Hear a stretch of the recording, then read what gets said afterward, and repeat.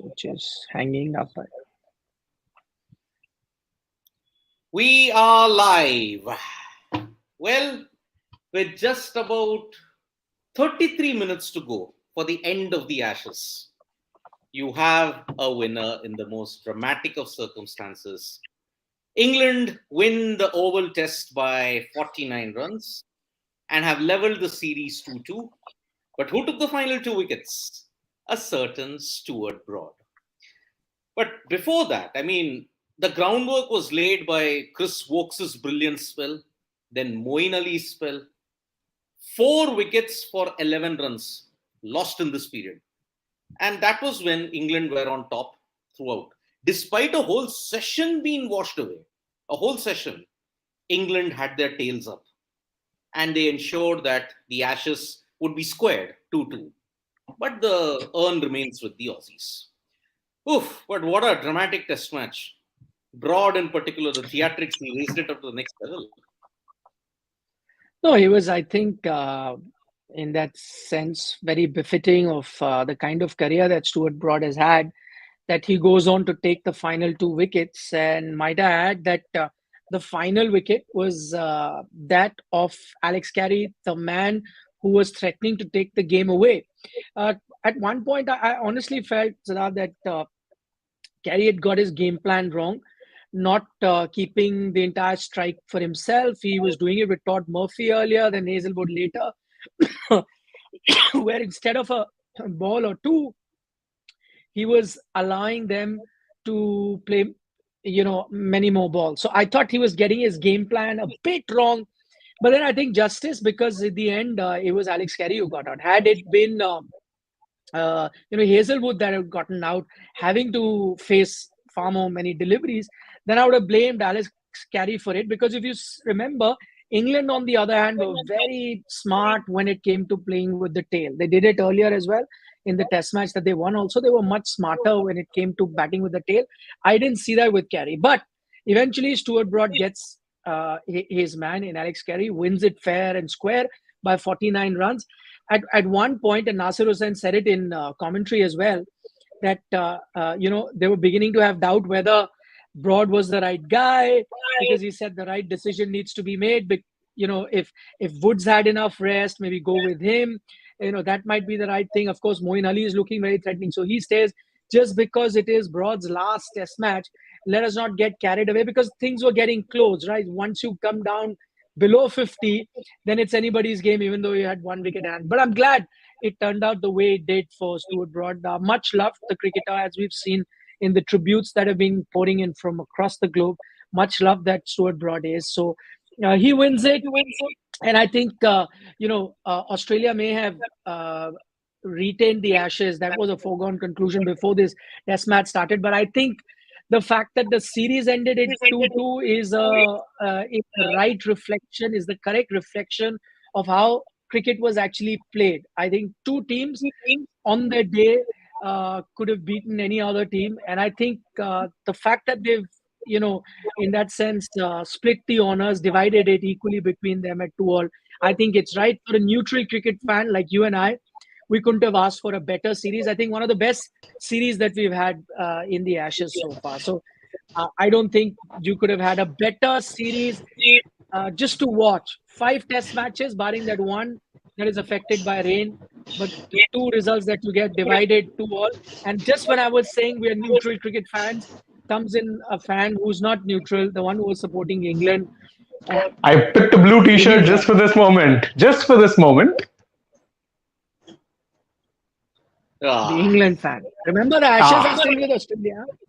No problem. Good showing. And if not for rain, probably would have been England's way.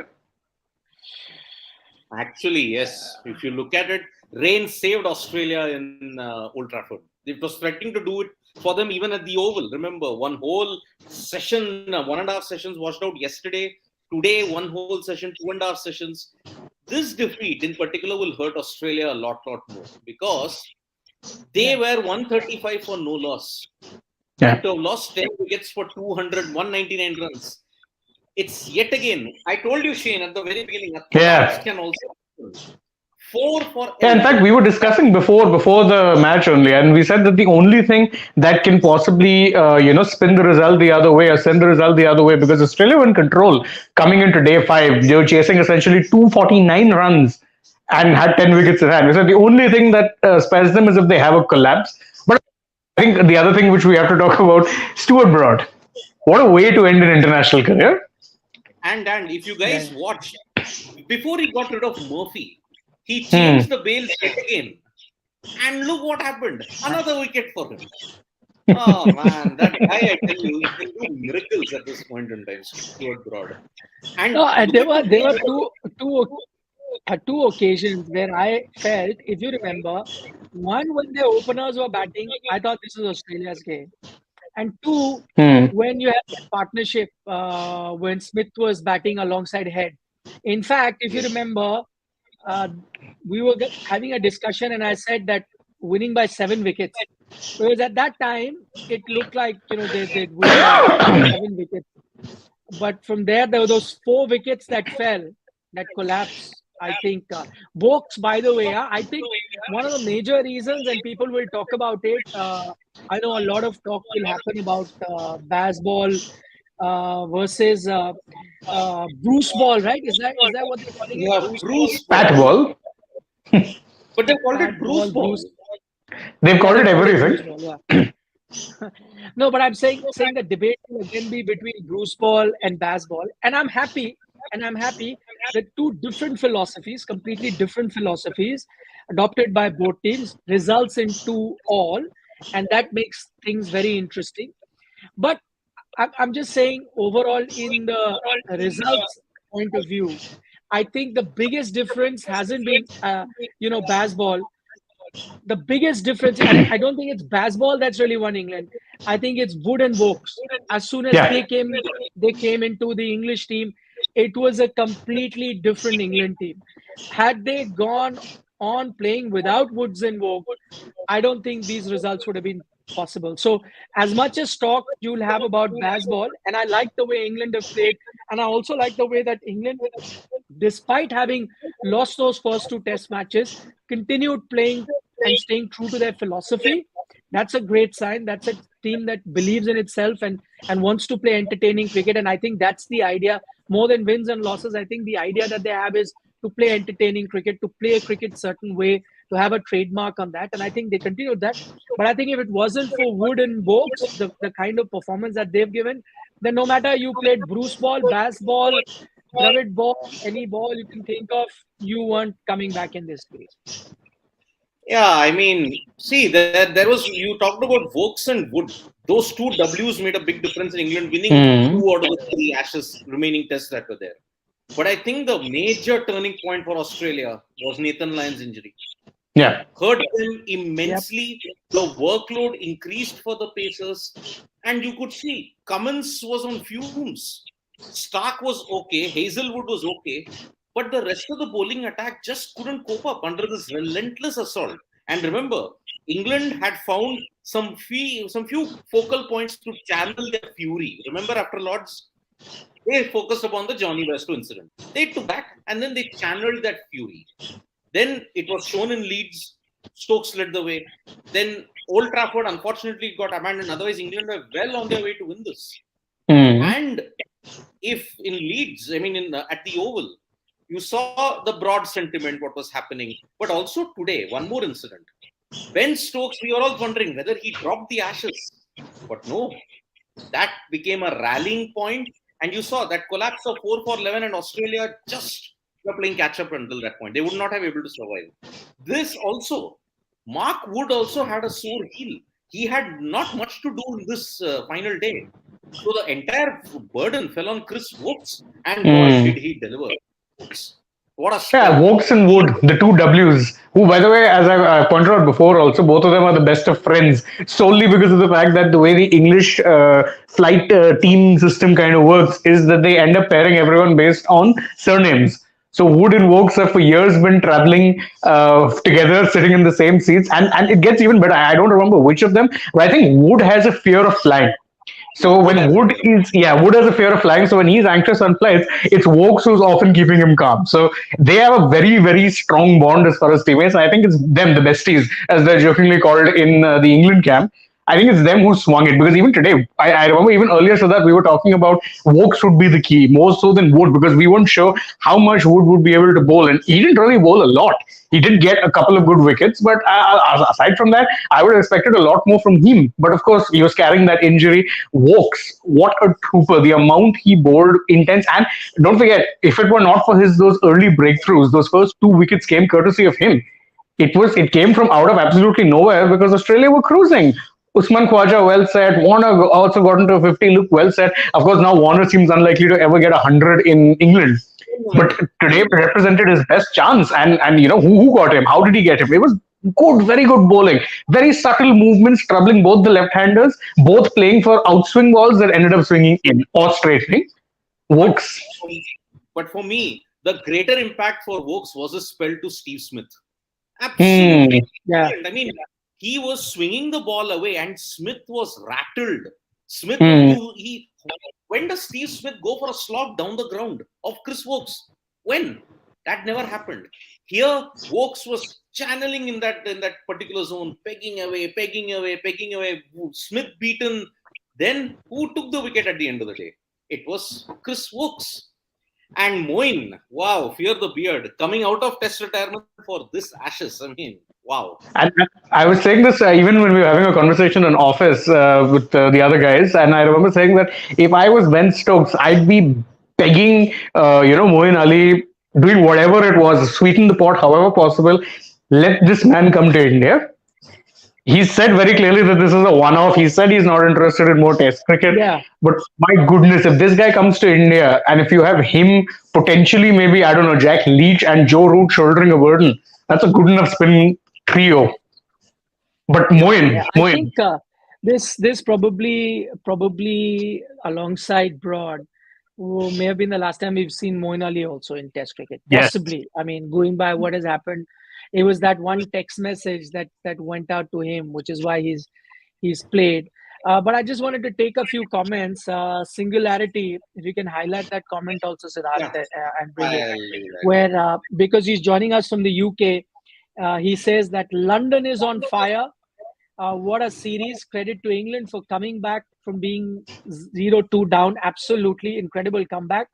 He says this means more to the English than any white ball tournament. And I can completely see that happening. I completely agree. That World Cup triumph in 50 over was special for them, but I think that was a one-off where England really celebrated a white ball triumph. More often than not, it's always that Test cricket, and I've often said it, Australia and England are probably two places where they still regard Test cricket as the number one format. England more so than even Australia. So they really value Test cricket. If you remember when I'd gone for the WTC final to England, and I kept telling you that the sense I'm getting from Pat Cummins is that okay, there is a WTC final, but the main thing is Ashes. And we as Indian journalists were a bit surprised because if you'd put India in that position, you'd have to say that the WTC final would have been far more important for the Indian team. It was, even if a series was to follow. Though if that series was India Pakistan, then I don't know. Then maybe India Pakistan could have been that important. So maybe that's one series to kind of equate it with what Australia were feeling at that time, because Australian captain ahead of that WTC final kept speaking about the Ashes and said they were not looking at it as a a one-off WTC final. We're looking at as a 6-match series. So their focus was also on Ashes apart from winning WTC. And dare I say, I was at the ground. I saw them win the WTC and the celebrations, but their celebrations after winning the WTC final was not even close to the kind of celebration they did when they won the first Test match. So their Yeah. celebrations of having won the first Test match were far greater. So it just clearly shows that this series was really important to them, much more than the WTC final. And I think that's another, you mentioned reasons where Australia, I mean, kudos to England to have fought back, but where Australia could have lost those two games. One, as we said, that Woakes and Woods came, so made the English team completely different. The other Nathan Lyon, I think the biggest miss that Australia had Lyon been around, I think Australia would have found it very, very tough. Even if I were to go back to the Leeds Test match to have won from that situation where they chased down right at the death. If Nathan Lyon was bowling, I doubt they'd be able to chase it, which they did eventually, but just by a whisker. So I think Nathan Lyon, and I think the third reason why you may have seen a dip of form in Australia, Siddharth briefly alluded to it, was them having played one extra test match and being away from home. So, while England are at home, this is an Australian team that traveled well in advance ahead of the WTC, was practicing, played the WTC, and then to go on and play so many test matches. So I have that sort of, empathy towards the Australian team, and that may have seen a bit of a dip, and they'd be disappointed to lose the test match. But I guess the main aim was to retain the Ashes, which they've managed to do at the end of the day. Yeah. So there is this one comment that I will like to take, and this is going to be yet another talking point on this final day, because Oz managed pretty well in the last innings from Sports Fan. That's what he's saying. Too many breaks also did them, and that controversial ball change also. Still have to give it to England for being able to trigger the collapse in the last session. Now, for all you fans who don't know what is the current situation, after the rain break, whatever had happened prior to the start, there was a ball change. And the replacement ball was much more harder and it had much more shine. Now, Ricky Ponting on air has raised a massive issue about this ball change. I mean, these are his exact quotes that I'm just reading out on Sky Sports. The biggest concern I have is the big discrepancy in the condition of the ball that was chosen to replace the one. There is no way in the world you can even look at those two balls there and say in any way they are comparable. So this is one major issue after that ball change happened, you could see Woakes was getting far more movement.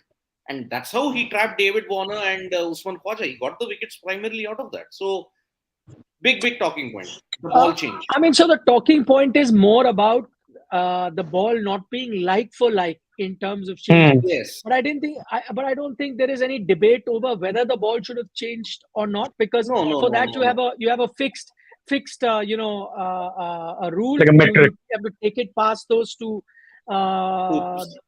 circular measurement things that you have. If it doesn't go even through one of them, then there is a problem with the ball. So on that front, that the ball needed to be changed, I'm just making it clear that the ball needed to be changed is not a point in contention. The issue is that it wasn't a like for like sort of a ball that was taken. Yep, that is the situation. And that's what Ricky Ponting has really said. How could two umpires make that kind of an error? And again, Joel Wilson, credit to him, he had a decentish game. I mean, his umpiring came under a lot of scanner in the Old Trafford Test. I mean, when there is dark light, who wears dark shades? When the light is bad, who wears dark shades? That is Joel Wilson in a nutshell. So, but yeah, I mean, it's a really big talking, but I think it takes nothing away from England. They were much more motivated. They wanted to give Stuart Broad the ideal farewell. And Oval, remember, it's a scene of a lot of collapses from Australia. That's why they haven't done well there in the past. Because again, look at it, 335, remember, they came to 335. In 2009, they had to chase 470. They came to 348. And no total, if you have to look at it in Australia, I mean, the last time a successful total was chased was 1948. Way back, Bradman's Invincibles. Australia have never chased a total next to 350 plus successfully ever since 1948. So history was well against them in that matter. But yes, I think just a couple of questions. Rahul Bhide is saying Ashes was 25 days. Yes, this was the 25th day. One day, of course, no play happened. Yeah. So he says Ashes was much more exciting than India versus West Indies. So 25 days, 5 test matches. This is exciting. It might be impossible to recreate that in India. Akash Bhardwaj is saying, where do you keep this Ashes? Is it better than the 2019? Looking for England in India. He's looking forward to England coming to India and playing. But where do you keep this Ashes?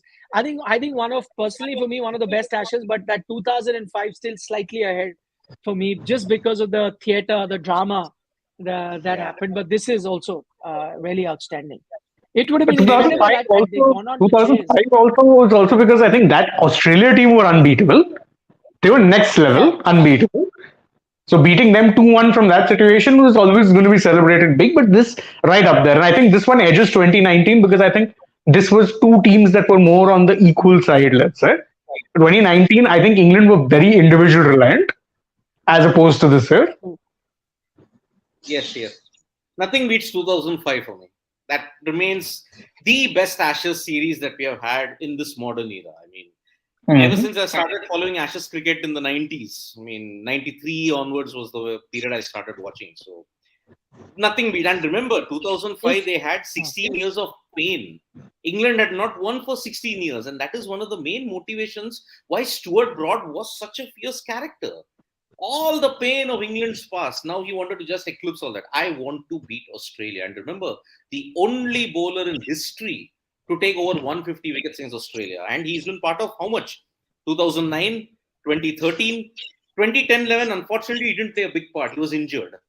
But 2013, 15, now 19 and 23, he's been part of two drawn series. So every home test that Stuart Broad has played, England have been victorious. And they have not lost to Australia in the series.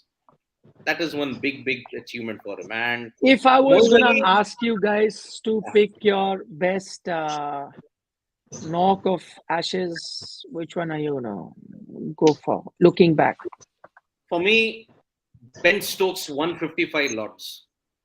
Carnage. yeah. He was in. But that knock ended up on the losing side, huh? Exactly. Yeah.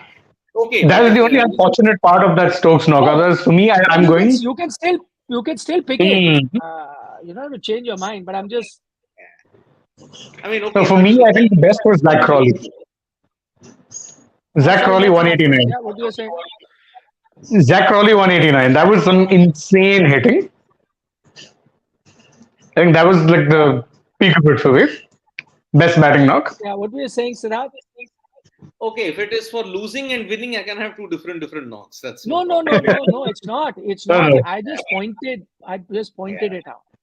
You've gone with Difficult. Ben 155. Stokes's 100. Yeah, I'm gonna go with there are a few good ones. One is the Harry Brook 75 because Hmm. England ended up winning and that was a close. I think England would have lost that game had it not Yeah. been for that knock. Then it's not the biggest knock, but that's the knock that took them and started their revival in this series. So that's one. One as that's not mine, but I'm picking Akash Bhardwaj's knock. He's picked the best was 99 because that was also Mhm. pure baseball. I agree. That's the one. But the one that I'm going with, and sports fan and me are going with the same one. I'm going with 111 that Manas Labuschagne got because that is the one that helped Australia retain the Ashes. That Yeah. was a game that was done. Nobody that day was standing up. I know it's the rain that saved Australia, but if it hadn't been for his 111, they wouldn't have lasted day 4. So the point of rain coming in day 5 wouldn't have happened. So he plays that gritty knock against the run of play where it was seeming like impossible for any Australian batter to bat. And he plays that gritty knock. And I remember he hadn't had a great Ashes series before that. So he really didn't expect anything. I think he got his first 50 in that first innings of that test match. Hmm. Goes on to get that 100 in that test match. But that's the knock that actually allowed them to retain. If he didn't play that knock, Australia loses that game. Australia go on to lose this particular test match as well, and then England, in that sense, end up winning the Ashes. So I'm going with Manas Labuschagne 111. A close second, I'm going with Harry Brook for his 75. I agree. Ben Stokes was an outstanding one, and so was the 99 by Bairstow. A notable mention: Pat Cummins' knock at Edgbaston. Hmm.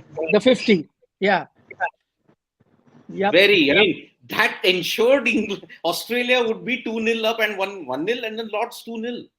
If they had lost at Yeah. Edgbaston, the series was done for them. Yeah.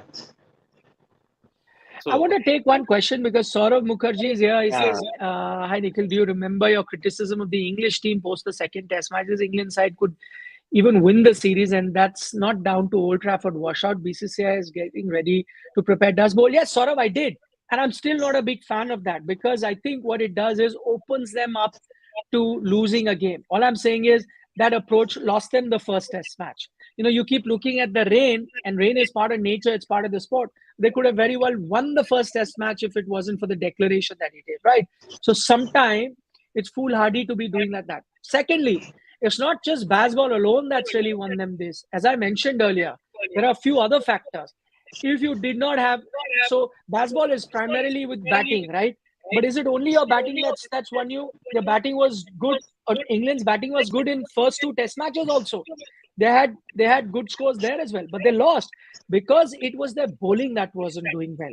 So I am saying if they were not going to bat baseball style in their batting, and yet had Mark Wood and Chris Woakes in their bowling lineup, then they would win the Test match. So all I'm saying is that revival is not down to baseball. The revival is down to two of the finest fast bowlers that you have right now in Mark Wood and Woakes, and I think they are a bigger reason of England coming back into this series and drawing it 2-all. That, and of course Australia missing Nathan Lyon. I think two of the biggest factors. But okay, missing a player is part of the game, But more so, it's the team selection that's helped them draw the series, and not so much their batting approach. Because even if you look at the batting approach, Australia continued to bat the way they did. England continued to bat the way they did. Different philosophies. The game changers were those two bowlers. When you needed them, they would come. Even just take today's game as an example. That cautious approach with Australia would have won them the game if not for that spell by Chris Woakes. So exactly. So the awards are out. Chris Woakes is the player of the series from England. Mitchell Stark is the player of the series from Australia. But for the first time in this Ashes or in history, there is a player of the summer, and that is Joe Root. what's that? Player of the summer. I mean, the entire summer performances, England's international summer, it's been Joe Root. Joe Root has been nominated as the first ever player of the summer. So summer basically encapsulates all of their series, not just the Ashes. Must be the entire. So that's got nothing to do with the Ashes then. Yeah. No, nothing. Yeah, because otherwise it just sounded like how in the IPL they have multiple man of the matches with different names. Exactly. So SD Roy 84 AGT is waxing lyrical for Ben Stokes. He says he's the greater clutch player than MSD, second best, and Bevan ODIs, Steve Waugh tests. He has done it in World Cup final, World T20 final, and last two Ashes tests. Agreed. Totally. So good shout. Very good shout. Yep. Yeah. And there is one more super chat that I will take. Okay. Last one. Yeah. Baseball never lost a series. Jaya Prakash is saying. Yes, correct. England have not lost a series yet under baseball. Because of that rain couldn't break Don Bradman's record. He's talking about 1936-37. England could very well have done that. Even when they lost, they entertained. That's baseball. I mean, they're going for a philosophical battle, right? So in that sense, I totally get the point that you want to be playing entertaining Test cricket, or to quote Brendan McCullum himself, to make Test cricket quote unquote sexy. So I think they've accomplished their goal in that regard. Would have preferred a series win, I'm sure, but yeah, you're doing a good job regardless. Exactly. So Siddharth, not me, Nikhil sir, please take the comment. The series became interesting because ECB's main motive is to play fair and square. Unlike BCCI, you just want worthless wins. You're talking, what is worthless? No. That's a debate we'll do for some other day when the BCCI is not. But I'll take the first bit of your comment, Siddharth, which is right. You say, I like the fact that they prepare good sporting tracks in England. They always do. It's not heavily biased in favor of one team, and they allow teams to play aggressive cricket, and it's open, and that makes for exciting cricket. I agree. Even the India-England series was very exciting. That final chase, that fifth Test match when India went back, they chased down. So all of it is exciting, and I agree with you. That's what makes Test cricket so interesting, and maybe that's what keeps the interest alive in England as well. Exactly. Jayaprakash is saying without baseball, this match would have been a draw. No, No, disagree. no, not at No, all. no. Yeah, Because Jayaprakash, no matter how you England played, have you were gone going to get a harder. result here. Yeah. Yeah. And in the past also, England have gone harder. There has been an Australia collapse. And that is why the Ashes tests have been lost. England Hmm. lost not because of any baseball or any kind of approach. A simple collapse of 6 for 47. First innings. They had to play catch up from that period. Here, Hmm. Australia lost 4 for 11. You're not winning from that position. That's the bitter. Some things in cricket just don't change. If you collapse 9 out of 10 times, you will lose. True. So, yeah, the last comment, we'll just take this before we wind up. When will we see, Dex is saying, when will we see a test series as exciting as this again? When Australia come to England again, Or maybe any series in New Zealand. I mean, if you look at it, the 2 test series that happened, remember Christchurch? Of course, New Zealand. but New All Zealand, the, it's kind of like, when a tree falls in a forest, does it really happen? What I mean to say is that people aren't always awake to watch those matches. We will but, be. but remember, the first loss that baseball actually had was against New Zealand. 1 run. It took 1 run. Ah, Wellington. And remember, New Zealand, Sri Lanka, just before India were wondering whether we can seal the WTC final. Kane Williamson got it to the last ball. So one of the that was test a very good matches. test, right? Yeah. Yeah, it was a fantastic test match, and that's why. So, well, gentlemen, that brings to an end this Ashes. Oof. 20, What a crazy 47. series it's been. Yeah. It It has started been. from Maybe June 16th. tomorrow, day after, we'll do multiple videos looking back at the series. Yeah. Yeah, we will. So for Oof. that, everyone who's joining us now, you'll have to subscribe to Sports Today. Press the bell icon, Yes. then you'll know. There'll be a notification. We'll look back at the best innings, the major controversies, our favorite moments, all of that in the day or two to come. Yep. Oh, yeah, Dex. Sorry, yes, Dex is correcting me. It is actually South Africa first.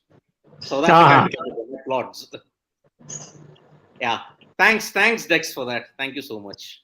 So from me, Nikhil and Shane, it's bye-bye. See you. Nandri. Oh boy.